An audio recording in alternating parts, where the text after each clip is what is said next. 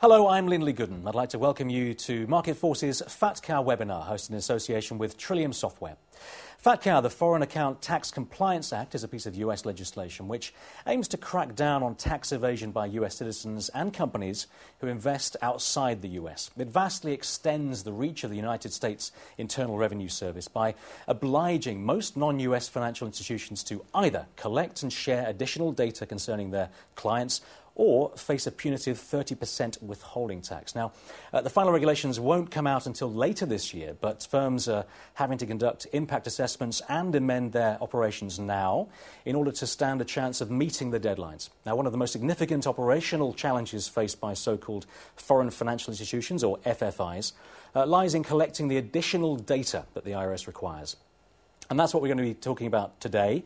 FATCA requires firms to perform a search of their existing client data to find evidence of a US origin and then report certain details of those accounts that are held by US persons back to the IRS.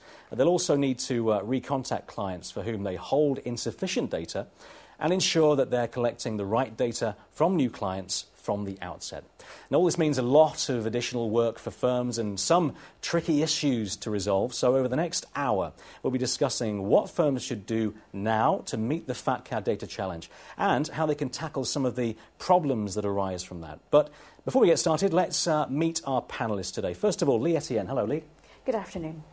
Leigh is Senior Product Manager at Newton Investment Management, heading up the FATCA implementation project for the Newton offices. Leigh's been working at Newton since September 1999 and is now part of a team of 5 senior project managers serving the Newton business lines. Good to see you, Leigh. Thank you for inviting me. Next up is Lorraine White. Lorraine, hey. Hi, good afternoon. Lorraine is head of EMEA Custody Tax and US Tax Services at Bank of New York Mellon, where she provides custody tax technical support to the bank's asset servicing groups and clients in the EMEA region. Lorraine has been heavily involved with a number of trade associations and their work on FATCA, most notably that of the UK's British Bankers Association, where she currently chairs the International Custodian Tax Liaison Group. Good to see you too, Lorraine. Thank you. Thanks for having me. Good to see you. And John Asprey. Hello, John. Good afternoon. John is Vice President of Strategic Consulting at Trillium Software. John leads the advisory consulting practice at Trillium Software, where he's responsible for the delivery of best practice advice and guidance to Trillium's many international clients. He has over 15 years' experience in information management, data quality management, data governance and data analysis, gained through working for both global consultancies and software vendors across a variety of international financial services clients. Thanks for joining us today, John, and thanks to Trillium Software for supporting today's webinar. Thank you. Glad to be here. Well, over the next hour, we'll be covering a lot of ground, and many of you will have your own questions and comments, so we want to give you the opportunity to put your questions to our panellists today.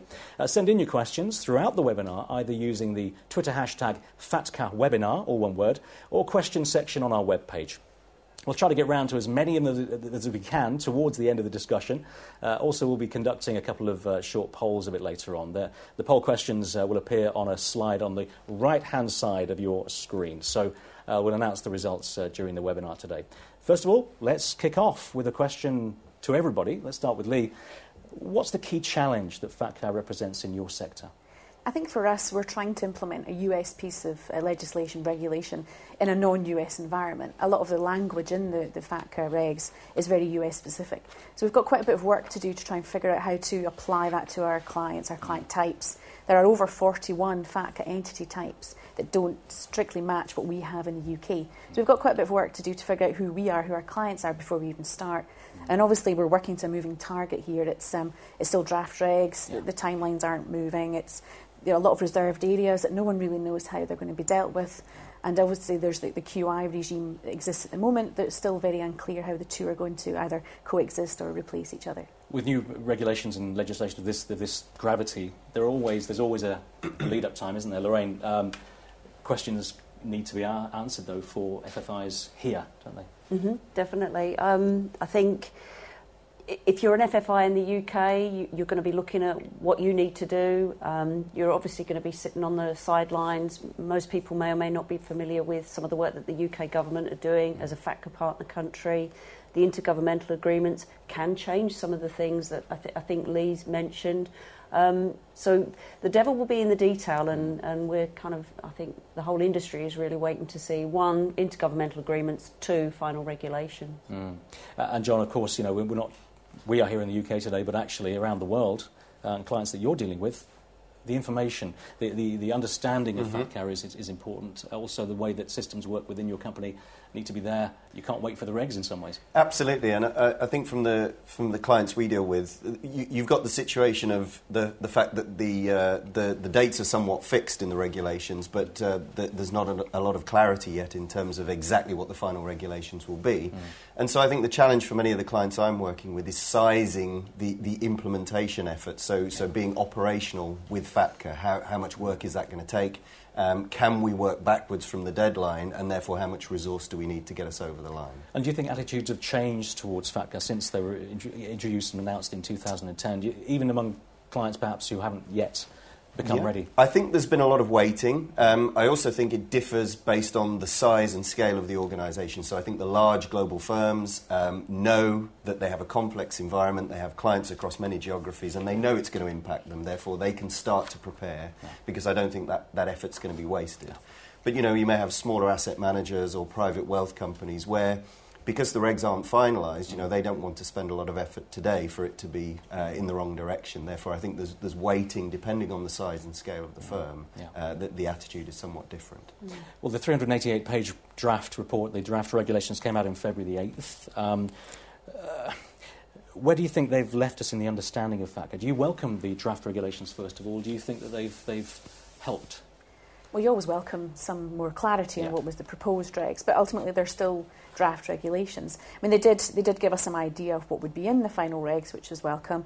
They also clarified that the reporting would pretty much be an extension of the current 1042 reporting, but they didn't close a lot of gaps that we still have in terms of how they're going to treat what they class low-risk entities such as retirement funds and charities. There was nothing really about the QI environment, and obviously the IGAs that we've mentioned before came out at the same time. So there's still a lot of gaps. So I think the whole industry is waiting on the final regs to try and help a bit. IGAs, intergovernmental agreements. Lorraine, do you think that it's lessened? The draft regs have lessened the burden, perhaps? I mean, yes, it's important to know a bit more information, but of course there's still plenty to go.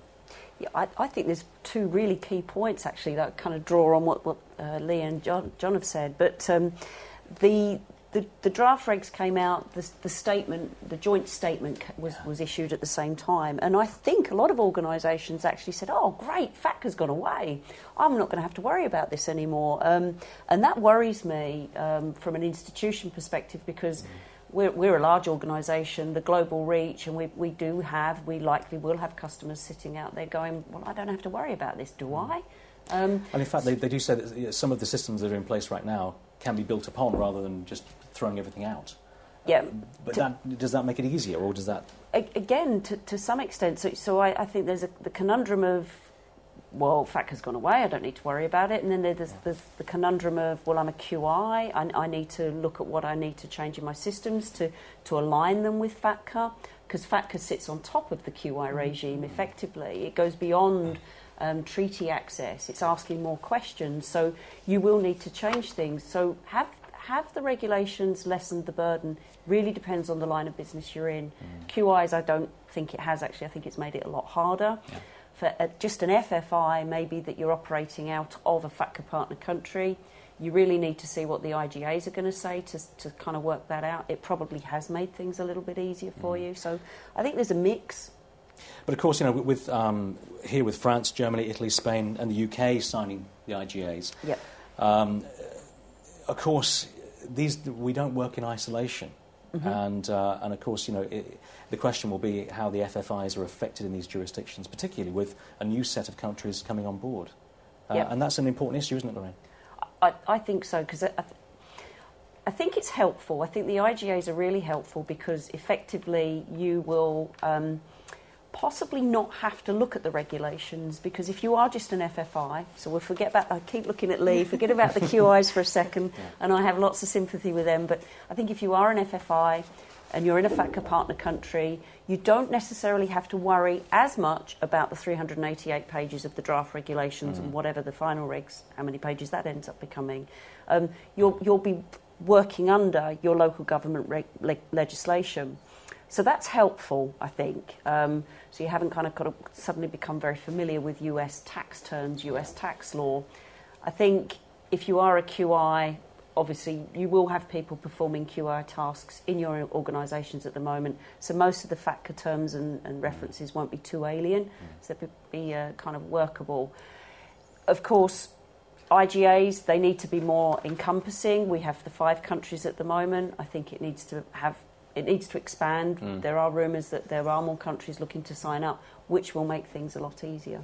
Let's briefly talk about deadlines, because this is very important. There are deadlines involved, obviously, in FATCA, but also the deadline to act. And we'll talk more about what you can act on during the webinar. But Leigh, deadlines, what are the significant deadlines, do you think, that people need to be aware of? Well, obviously, by the 1st of July 2013, you've got to have your onboarding processes in place, and you'll have to, where you have to sign up with the IRS, you'll have had to sign up with your FFI agreement. Again, the IGA could throw both of those into a bit of confusion. But yeah, the main thing is, that's the first thing that we're focusing on is getting our onboarding procedures in place by the July next year. That's what people should be focusing on. Yeah, you think so, John?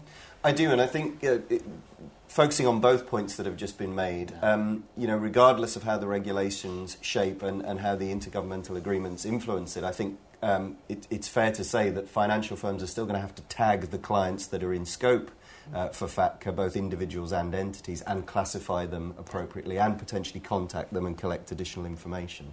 So regardless of the channel by which that information is transmitted, either direct to the IRS or through the UK government, they've still got to do a lot of work on their own customer base. And that's regardless of whether the final regulations look very different to the draft regulations. Yeah, absolutely, I think. And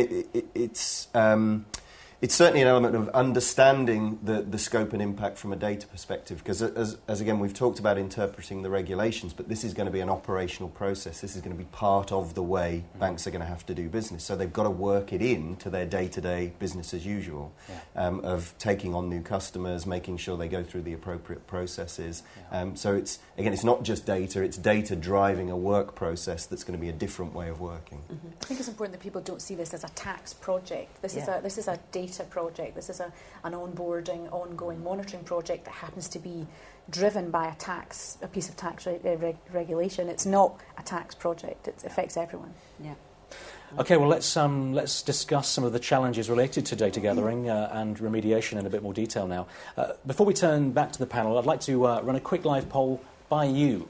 You can see the question on the right-hand side of your screen, and you can also vote there. The question is, do you think that FFIs have enough clarity on the data requirements of FATCA to begin implementation now? The answer is very simple, yes or no. There'll be a mixed reaction there, but do vote now, and we'll look at the results with our panellists in just a few minutes' time. I mean, it is... one of the things, of course, that FATCA requires is this idea of the scope, of somebody, whether somebody's in scope, whether somebody has US indicia, whether they are indicated to be any part of the US. Leigh, that's fundamental to this, isn't it? Oh, absolutely. I mean, this is what this is all about, isn't it? This is this is the US and IRS wanting to find taxpayers that they might not know about, and then it'll be spreading out, I'm sure, across many other countries. But difficult to do? Well, very much so, yeah. Not necessarily because people are hiding, but people might not realise that they have, that they have these US indicia. They might not know they're a US person. That seems very odd, but perhaps it's the understanding that they are, Lorraine, that they are actually included in these regulations. They need to answer to these regulations. Absolutely. So there'll be people out there today, walking around London, probably no awareness that they're a US citizen and that they have an obligation to report to the US tax authorities. So it really is a challenge, and I think the biggest challenge for most men on the street, if you like, is that I didn't know I had to do this, I didn't know I was this, why are you bothering me? Yeah. Because the US, unfortunately, is the only country in the world that taxes its citizens. We're all familiar with residency-based taxation, so this is very, very different, far more far-reaching than I think anyone has ever come across before. So, Leigh, what can be done? What would you do now as an FFI, if you were an FFI? What would you do now to enact that search? Obviously, you should start looking at your new clients as quickly as you can. Start considering amending your onboarding procedures. What you want to be looking for, obviously, through individuals is any sign of the US indicia or any reason to believe that they're US, not necessarily, I think we mentioned some before, that you could have a conversation with a fund manager on the golf course and happen to mention a property that you're just moving into in the US and it's not logged anywhere. So start thinking about your clients, start identifying your high likelihood of US clients, start looking through the file, start checking the electronic searches, and the same for entities. Start collecting your information on the entities, entity types. And John, of course, Trillium Software, you're working with clients to help those processes be in place. Now, how does that work? Because the system has to take the strain, really. Yeah, absolutely. And I think the way in which onboarding systems work, particularly in a large firm that has many geographies, many territories. For a start, a firm may have many onboarding systems. Some that I've worked with have over 100 different entry points for client onboarding, and they will vary in the depth and breadth of data that they capture. They also may operate in different countries, so the work process, the business process that the individuals go through when they're onboarding clients could well be different. And there may be common errors or common omissions in data that are again specific to territories.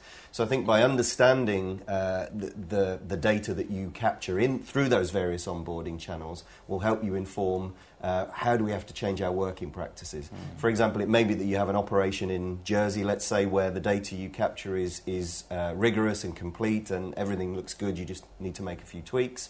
You may have another operation in Luxembourg or Belgium where they've just never done that kind of level of detail before, and therefore you know that there's a lot more work to do. Yeah. So I think this is all about planning the programme and the effort and understanding that there's going to be many strands, and also across your business there'll be areas that are much more ready for FATCA, and it's going to be quicker to get them to the point of compliance, and then there'll be other areas where it's going to take a lot more work to get them from where they are now to where they need to be. Lorraine, onboarding is obviously the place to start, but of course tracking back and looking at your existing clients, that may be more difficult if there's been a conversation on the golf course.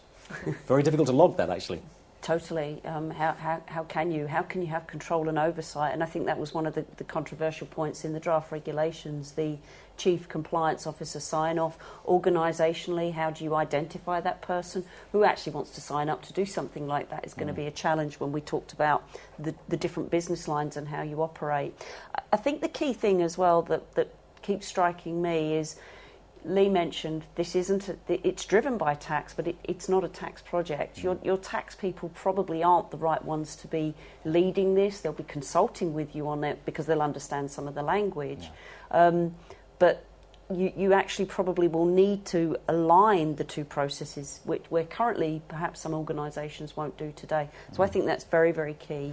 And I think an interesting question or point to make, and I don't have an answer for this, but is to what level of rigour do we go? How hard do we try to make this identification? Because again, the regulations are fairly, or the guidance that we've had is fairly broad and open to interpretation. You have terms like electronically searchable, but no more definition of what that means. Yeah. You have, if links already exist, your pre-existing processes. Well, again, it doesn't really define for a firm how much effort they need to go to. So, for example, some companies may just say they look for the word United States in a few columns in a database and that's enough. Now, I would suggest when you get to the point where you have a responsible officer who has to sign off for your business that you have, to best endeavours, you're FATCA compliant, that's probably not going to be good enough. But there are times, the 90-day deadline to come back to offer the information once you've identified a US citizen or company, organisation. These are pretty challenging. They're quite tight. Once you're up and running, obviously, if you sense any change in circumstances or something's come up that maybe wasn't mentioned before, despite your obviously deep searches electronically, whatever that means on paper, where something changes or something you're made aware of a change, you've got 90 days to collect the relevant information from that client. Now, that sounds like a long time, but it's not really when you consider how much mail these clients are going to be getting. They're probably going to be getting contacted by several institutions asking for the same information. They could be out the country for some time. It's not an awful lot of time, and the consequences are quite large, and that at the moment they would be suffering from a 30% withholding tax penalty on all their proceeds and income, which is it's not insignificant. So as we're trying to manage the data and to get our hands on the data in the first place, there will be a gap. Do you think the IRS, the US government, will have a certain amount of leniency? Do you think there'll be a certain understanding of that situation in foreign countries such as ourselves? I think there will, and as we've discussed around this client identification and classification, I think there'll be, as with many data projects we work on, there'll be three camps that client data will fall into. Those that were 100% confident that they're implicated with FATCA, those that are definitely not, and then the grey area, the maybes, the ones that you need to do further research on. So I think sizing that particular set of clients and understanding how much work you need to do to get the information you need is the big challenge. Is there anything that springs to mind, John, case studies within reason as to ways that they've started to cleanse their data, started to get a handle on who's who and so on? Anything you can tell us on that? Yeah, I mean, I think clients of mine have done some high-level assessments around the onboarding process, and they're just now starting to, a term I use is lift the lid on the data, start to have a look really now into the detail of, well, how good, because certainly within firms there's a lot of assumption around data. You know, there'll be this particular process, this channel is very good, we know, but they may still not have done a detailed analysis of it. And I wanted to go back to a point you made before. I've worked on a number of other regulatory projects around Basel and other things like that, and when we talk about this scrutiny the IRS will offer, I think certainly where you get, I won't say leniency, but consideration from the regulatory authorities is if you've got a good handle on where you stand. The worst answer you can give is we don't know. I think if you say, right, we've tagged our data, you know, we know 30% are definitely in, 40% are definitely out, and then we've got this group in the middle that we're not sure about. At least having that level of detail will give some confidence to the regulator that you're on top of things. I think saying we have no idea where we are is not going to be a good place to be. Now is the time, clearly. And Leigh, once you've identified the next couple of steps, you've started to look at the detail of your data. Where next? Obviously, we're talking about reporting here is very important. What are the further steps that people perhaps aren't necessarily looking at yet? Yeah, I mean, I think John made a good point. In terms of data cleansing, there's a lot people could be doing now. You know, for example, we're looking at the US here, but, you know, we know this is going to spread across the globe. You know, you can start looking at, do you have consistency in your country names? Do you have consistency in your telephone number formats? There's a lot people can start doing even before we get to the detail. But, yeah, I mean, once you've identified your US persons, obviously the step is to keep, you know, an auditable trail of all of the work you've done. You have to keep that on file for at least 10 years. So every work, you know, everything you've done, all the checks you've done, all the checklists you implement, because that's what we do, they have to be kept. You have to have proof. Then you have to obviously let your poor US persons know that they're US persons, because they might not. And then you have to collect all the necessary documentation, whether that's W forms or other forms of KYC. And then obviously you start reporting, you know, you start off by reporting their names and addresses, and then you build up to transactions and values. And just to be clear, you're US persons under this legislation if you have a liability to the US government because of an investment or so on.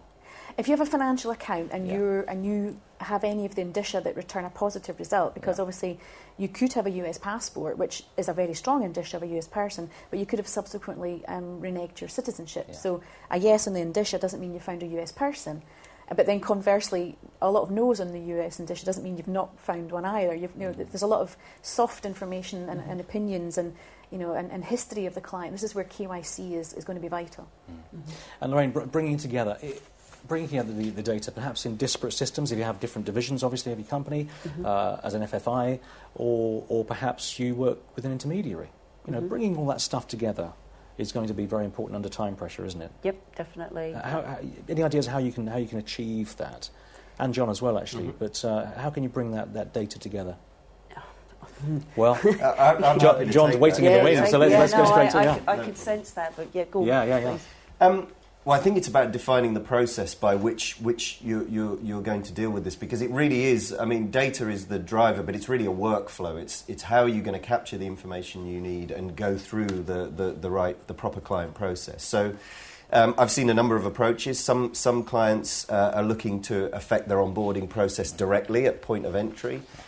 Some clients are looking to have maybe a FATCA process where anybody who's tagged goes into kind of a separate data set. They're tagged up for FATCA, and then they go through the FATCA workflow, and they have a set of a FATCA team, effectively, that know all of the clients within a particular line of business or operating unit that are in scope, and then they manage the collection of information where it's not complete. I think it's important to engage with these other lines of business or third parties sooner rather than later.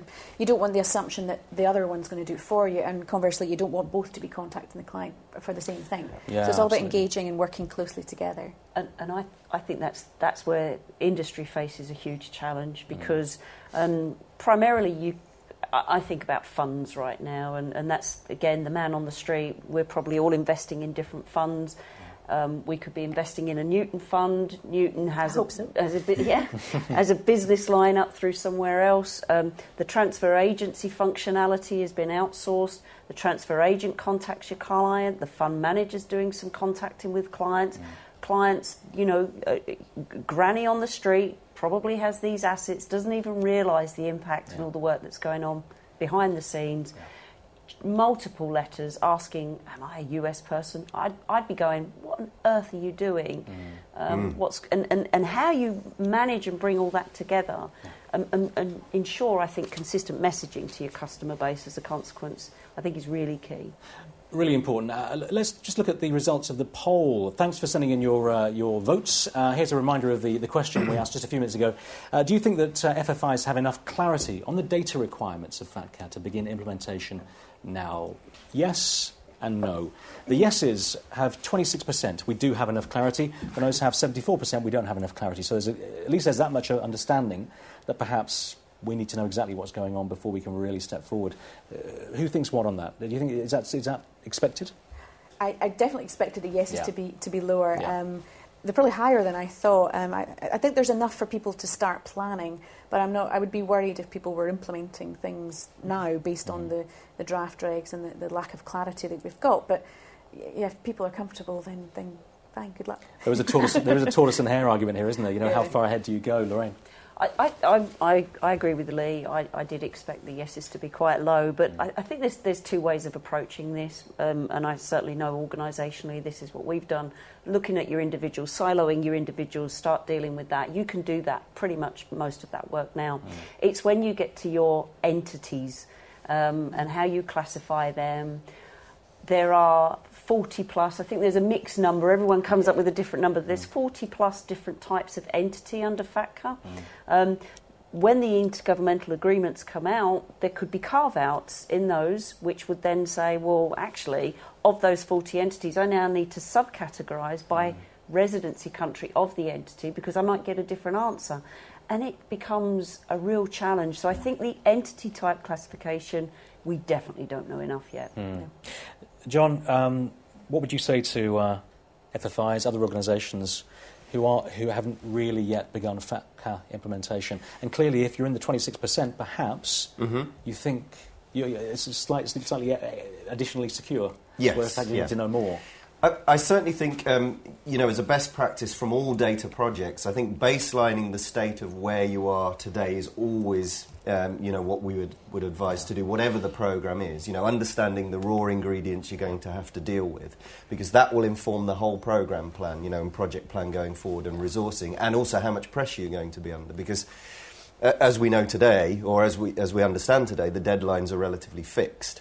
Therefore, a good example would be the one that we mentioned earlier, which is these are accounts we're sure of, these are accounts we're definitely sure are not implicated, and then this is the group that we don't know. We need to do more work. If that's a couple of thousand accounts, that's something that could be manually dealt with fairly easily, I would say. If it's in the tens of thousands, then it's a much broader process. And the same thing with the onboarding systems. How many of our onboarding systems are we comfortable that we just need to make a few minor tweaks and we'll be there? And how many of them need extensive work? And that all informs the programme plan, how much resource, how much effort, and how much cost is going to be involved. And with all the new financial regulations, whether it be risk, whether it be FATCA, know your house, and then you can make a decision. Absolutely. Well, as FATCA may require FFIs to recontact clients to gather additional data, many have voiced concerns that this could have a negative impact on the customer experience and indeed on the firm's reputation. So, Leigh, let's start with you. What's your experience with Newton Investment Management, and you know, how are you trying to smooth over that conversation, the first conversation, not the fifth conversation? Yeah. I think it's careful to tailor the message you put out to clients to what clients want to hear and what you're ready to give.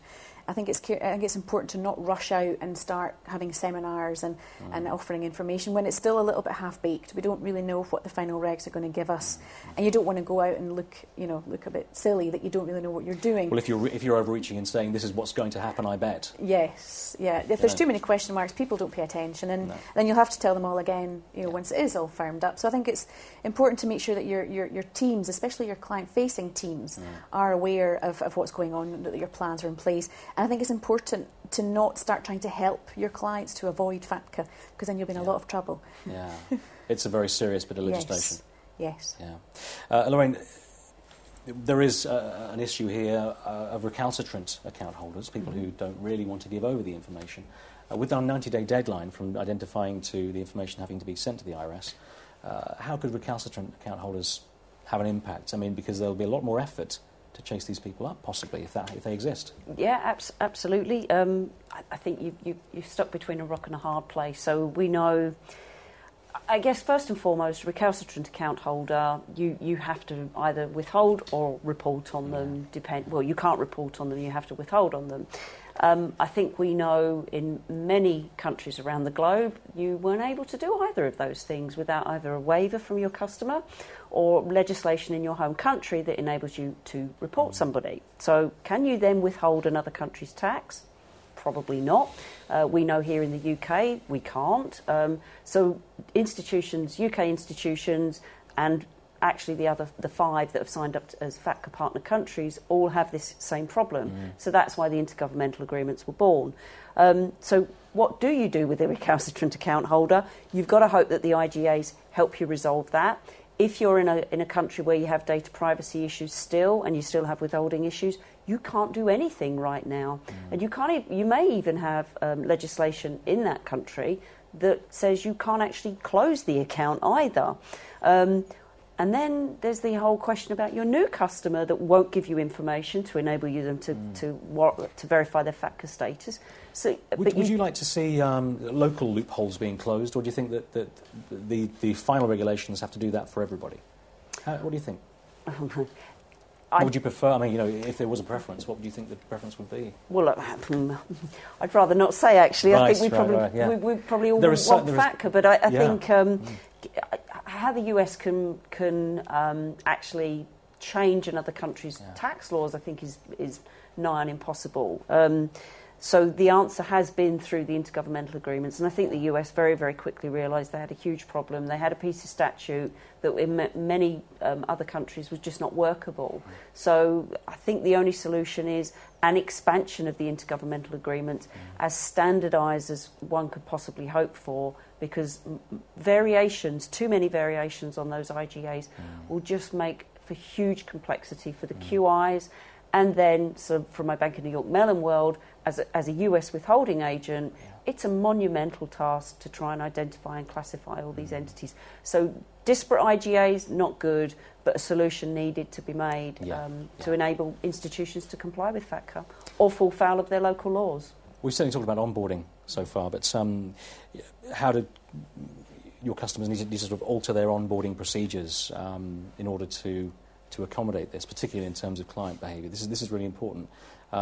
Is it easier for a new client to level with them straight away, and because they'll be coming to you, I assume, and the information will go out? I think most companies will probably have something similar in place already. I mean, we're already collecting KYC for AML purposes. Some of us are under the EU Savings Directive, some of us are QIs already. So it's not new, it's nothing that your clients should be... In fact, I'd be more concerned, I think, if my financial institution didn't ask me anything about my background.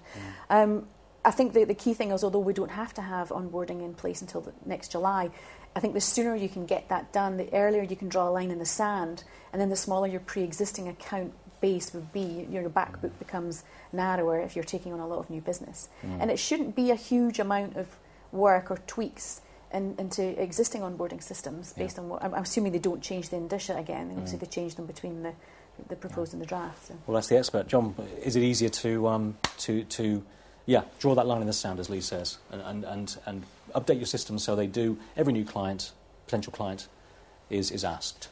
Yeah, I think it's about, it's very much about thinking about the process. So again, we talk about data, but data is a byproduct of the process. Therefore, it's really understanding through knowing what you capture at the moment, how much does the process have to change? Yeah. Are we going to have, because again, some of the clients I deal with are thinking of having hubs in certain jurisdictions.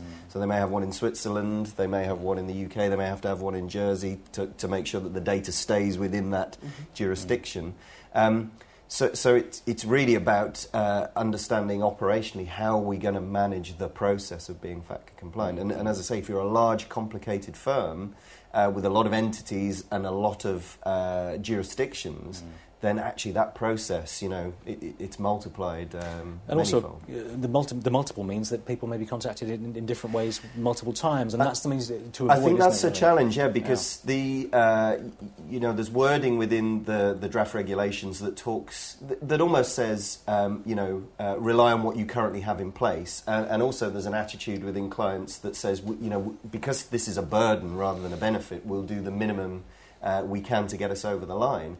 And that's fine from meeting the regulations and being compliant, but obviously there's a client servicing, client contact perspective to this. And if you have a high net worth client or even a firm that's a very good customer of yours that's operating in multiple markets, do you want to be hassling them for information 8-9 times? Do you want to be giving them different messages? You may have one division that says you're not in scope for FATCA and another that says you are. I mean, that could cause a whole load of client service issues. Leigh and Lorraine, lots of nodding going on because it's so important. We haven't really talked about customer service, and actually that is vitally important. And this transition could be painful for the institution, but also for the client. Well, very much so. We're asking them to comply with what they'll see as not a regulation that is from their country. We're sort of, I think, sledgehammer to cracking that is being used a lot about FATCA, but it's ultimately our clients are going to say, well, I live in the UK, why do I even need to do this? But the consequences of not doing it are so vast that they have to. So we just have to be very careful that they don't feel like this is a witch hunt, that we're not trying to find them something that they've hidden. But then where we do find US clients is just to guide them through the process as well, because we expect that we will find some US persons, as we've said before, that don't even know that they are US persons. But Lorraine, the fear of perhaps being taxed more as well will be there with some clients. It is important, though, whatever happens, that people now understand that they are potentially liable. Yeah, I think just to go back, actually, not directly to your question, but to go back to Leigh's point, I have a lot of sympathy with the British banks, actually. So I work for a US bank, so, my withholding agency, my QI kind of responsibilities are forefront professionally, but personally, I think banks, so much bad press, unfortunately, and now we've heard about client onboarding, so I want to go and open a bank account, and what am I going to have to give you to just open this bank account? This additional, your witch hunt comment, I think is really valid, because there is going to be more discussion that someone in a retail branch is going to have to ask somebody before a bank account can be open. It's very and it does raise a question. I'm not sure if I have the answer to this, but of course it could have a competitive angle to it. I guess that if to transact through Bank A is much easier, to open an account and get through even their FATCA process. If it's much easier to get through, it may cause clients to move to one organisation rather than another. That's a really good point, because I'm certainly not advocating this, but I've certainly heard it on the street, so to say. W-8 forms. So though most of us in the US tax space will be familiar with these things, but a lot of organisations may choose to determine that they want to positively identify someone to be out of scope for FATCA, and therefore literally asking every customer that comes through the door, I need you to complete a W-8 form. That kind of that alleviates the burden on me for having to assume anything. Granny on the street says, well, what's one of these? Why do I have to give you that? And that can be a competitive decision that an organisation may or may not make. Well, fascinating stuff. Let's turn now to a question that will be at the forefront of many in our audience's mind. That's you, as they listen today. How much is this going to cost? I'd like to run another quick live poll on this topic before we start with the panel. You can see the question on the right-hand side of your screen. You can also vote there. The poll question is, how great do you expect the cost burden of FATCA compliance to be for your organisation? The answers are 1, minimal, insignificant. Number 2, significant but manageable. And number 3, very high. Vote for one of those now, and we'll look at the results with our panellists in just a few minutes' time. Well, of course, the cost of compliance will vary. But the specific challenges, of course, they change between company to company. First of all, what are your impressions? Do you think it is a major cost burden to the industry as a whole? I think it's sort of somewhere in the middle. I think obviously there's going to be a lot of work involved. There are going to be, for some companies, they might have to change their entire operating model. I think it's going to hit some of them very hard, where this is all completely new. I think, but the other end of the scale, some companies that perhaps are already doing this kind of thing for whatever other reason, this shouldn't be a massive leap from what they already do.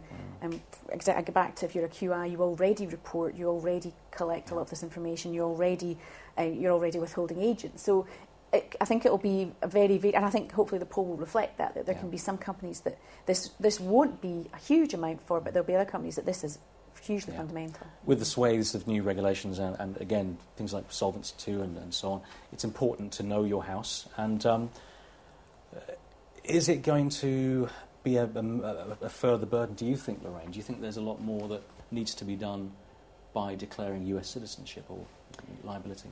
I think there's a couple of things. Organisationally, as Leigh has said, if you're a US withholding agent, you do have to make some changes to your existing systems. There's the gross proceeds taxation that now will be levied on non-FATCA compliant entities.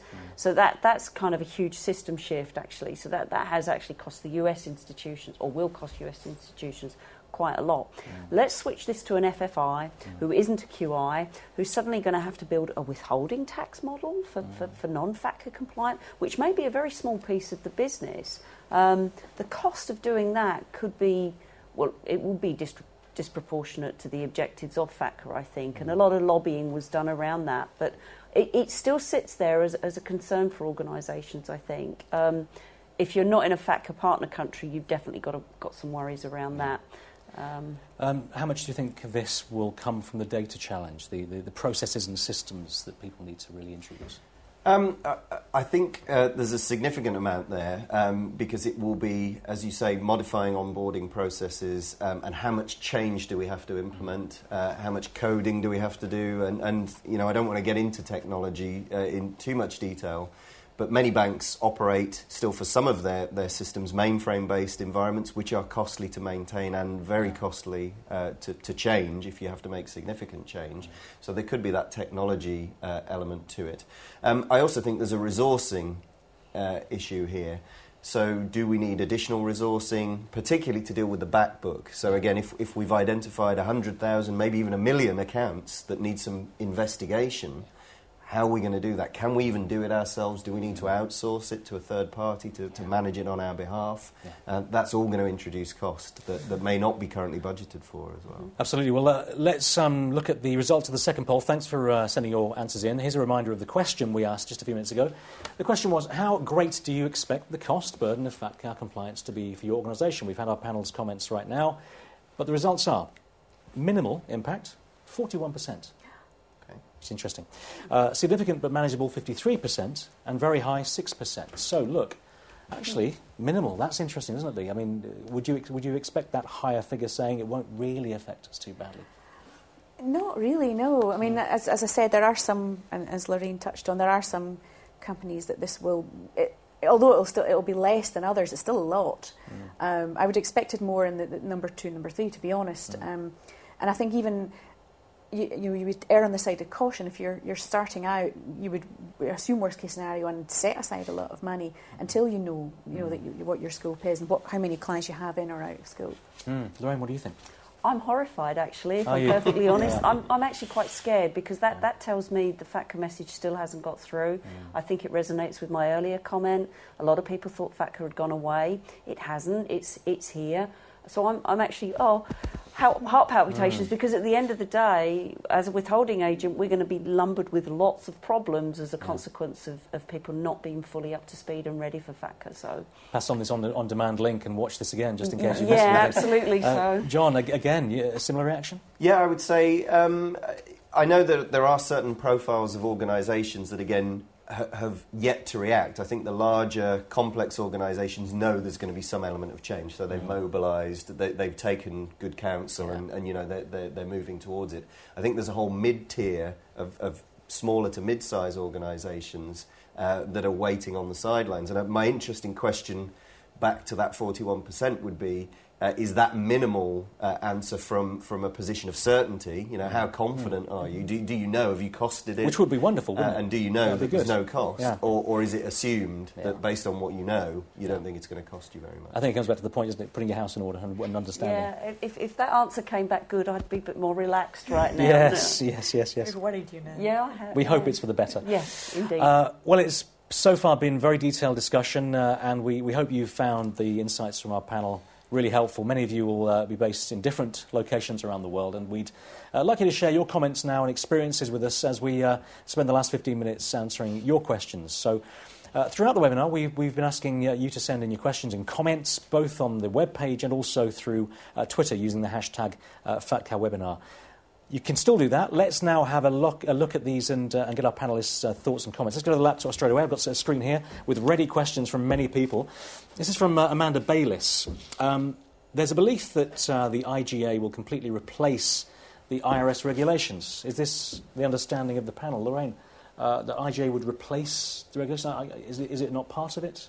I think to some extent the comment is correct. I definitely believe it's the understanding of the UK government, for example, that if you are an FFI in the UK operating under an IGA, you will be operating under that, not under the regulations. So does it replace? No, FATCA's still there, but the rules and the processes you would have to follow will be those that are set out in the IGA. So is it the IGA agreement that needs to be fine-tuned rather than the actual regulations, or is there a filtering down? I think there's a bit of both. I mean, we definitely, there will be elements in the regulations that will drive the final content of the IGA. That is absolutely clear. But the IGA, I believe, will be published in its draft form towards the end of this month. So, you know, once that comes out, there'll be a lot more clarity for just FFIs. QIs, different story. QIs? QIs, yes. I think what Lorraine said is correct. And obviously, the IGA is being driven by the fact that FATCA exists, so it certainly doesn't replace it. But you know, as we've said, for straightforward FFIs, it should certainly let them comply with it, if nothing else. Yeah. Another question on my screen here. Steve Rothery from Lloyds Banking Group says, what do you see the impact of FATCA being on client banking accounts, such as those opened by solicitors, where the banks don't have a direct relationship with the end client? Lorraine, again, solicitor opening accounts and so on. How does that affect that? I guess I've got just two comments for that particular question. I know there was a lot of lobbying through the British Bankers Association, actually, on that particular point, how to treat solicitors' accounts. Look at the IGA again. I think there will be carve-outs in them specific to the nuances of each country's fund structures, account structures.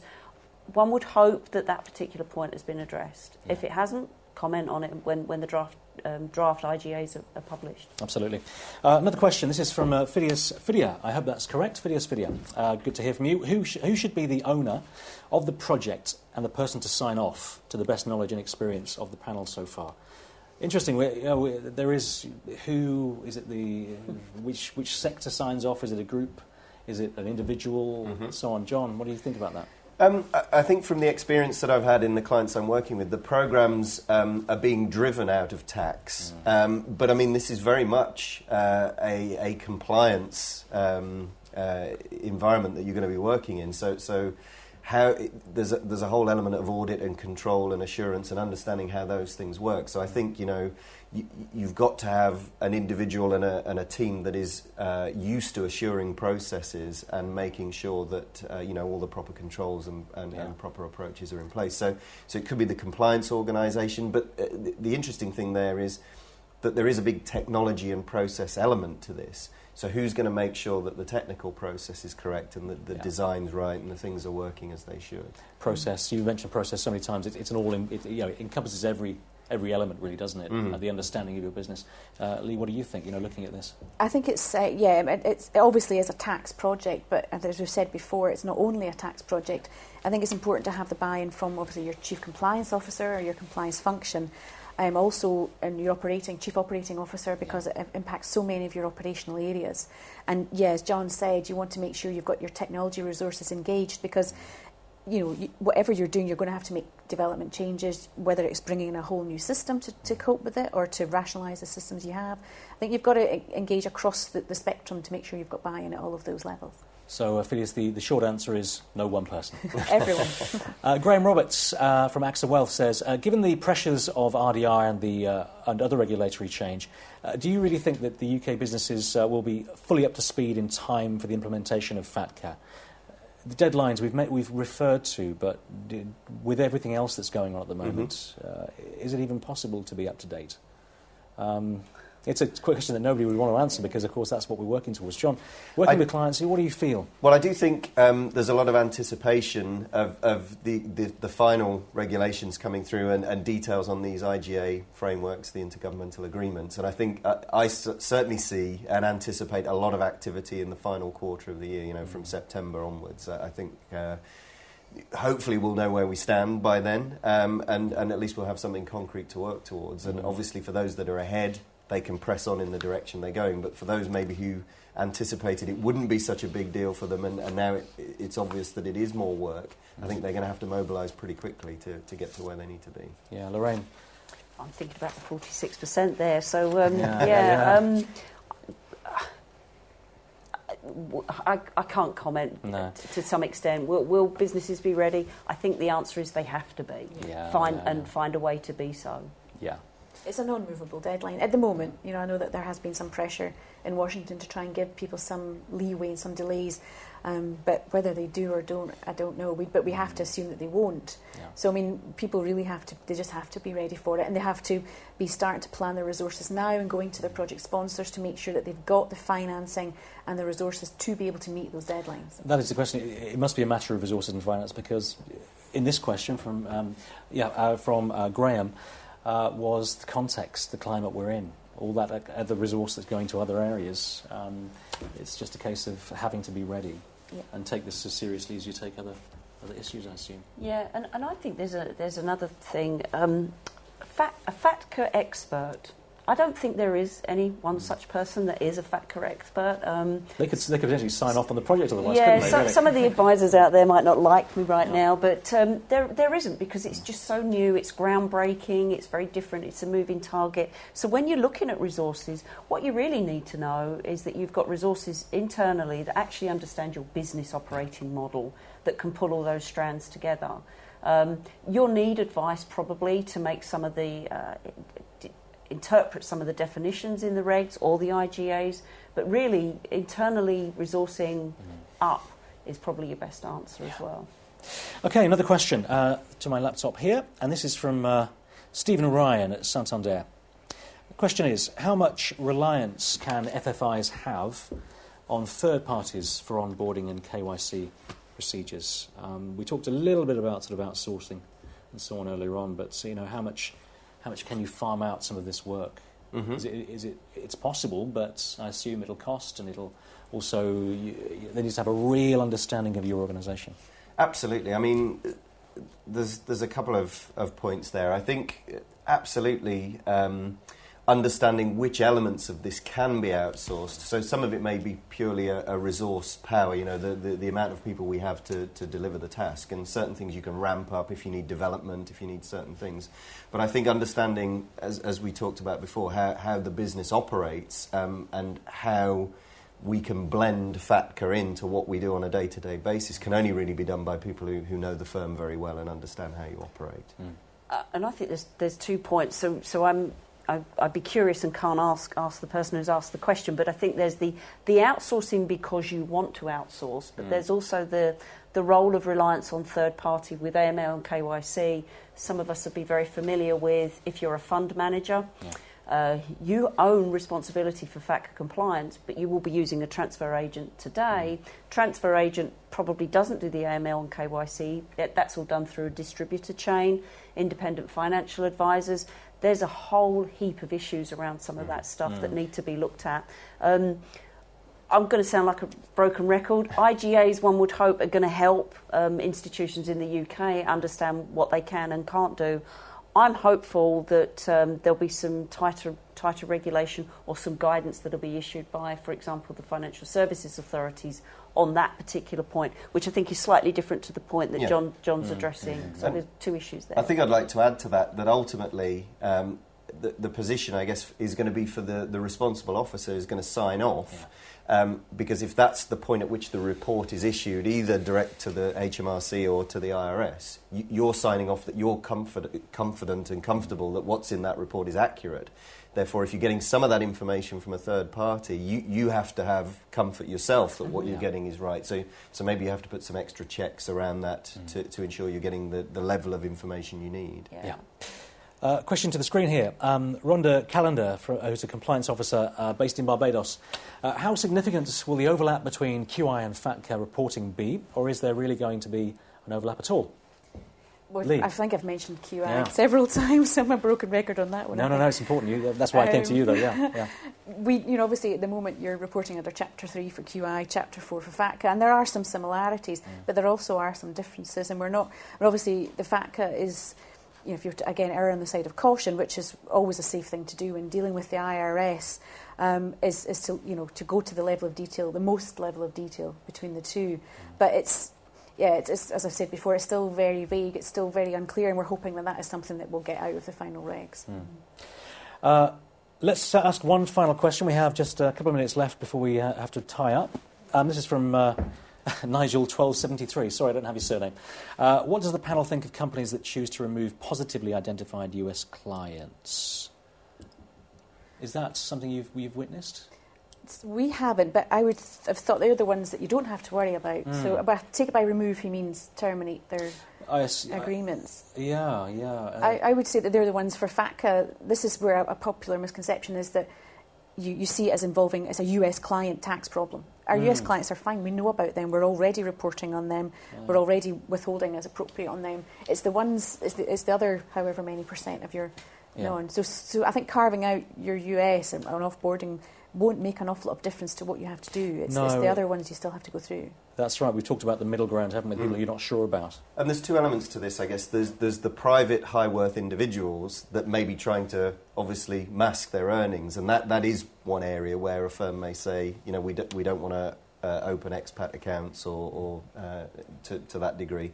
And then there's the entity side, which, as you said, is quite mature, and there's already quite a lot going on under QI.